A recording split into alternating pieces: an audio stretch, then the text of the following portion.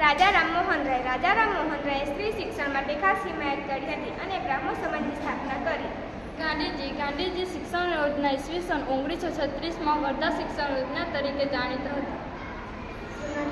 Jonathan ડંગે ઈસવીસન 1791માં બનારસ સંસ્કૃતની કોલેજની સ્થાપના કરી. ડેવિડ હેર ઈસવીસન 1817માં ડેવિડ હેરના પ્રયાસોથી કલકત્તામાં હિન્દુ કોલેજની સ્થાપના કરી.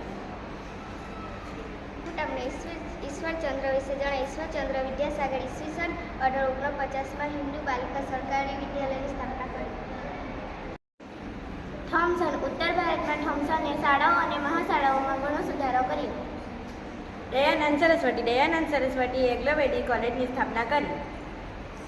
સયાજીરાવ ગાયકવાડે પોતાના રાજ્ય વડોદરામાં ઈસવીસન 1901માં મફત ફરજિયાત અને સાર્વત્રિક પ્રાથમિક શિક્ષણની જોગવાઈ કરી અને 2 વિદ્યાર્થીઓને વિદેશ ભણવા જવા માટે શિષ્યવૃત્તિનો કાયદો કર્યો. હરગોળની શાળા ઈસવીસન 1850માં અમદાવાદમાં છોટીઓની નિસર નામે કન્યાશાળાની સ્થાપના કરી. ગોપાલકૃષ્ણ ગોખલે ઈસવીસન 1912માં ગોપાલકૃષ્ણએ ફરજિયાત પ્રાથમિક શિક્ષણના કાયદા સૂચન કર્યું.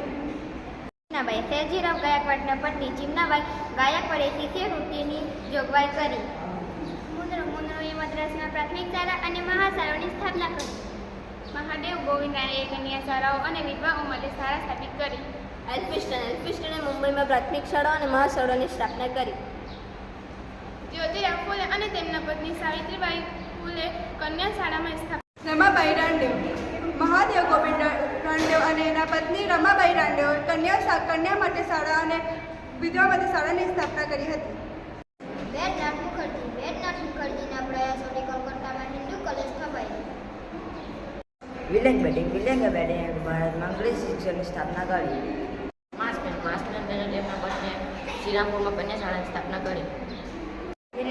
વિલિયમ કેરે ભારતમાં સૌપ્રથમ શિક્ષણ સ્થાપના કોલકાતા પાસે આવેલા શ્રીરામપુરમાં ઈસવીસન 1782માં કરી. એલેક્ઝાન્ડર ડફે ભારતમાં પાશ્ચાત્ય શિક્ષણ આપતી શાળાઓ સ્થાપી. વેલેસ્લીએ ઈસવીસન 1801માં કોલકાતા ફોર્ટ વિલિયમ કોલેજની સ્થાપના કરી.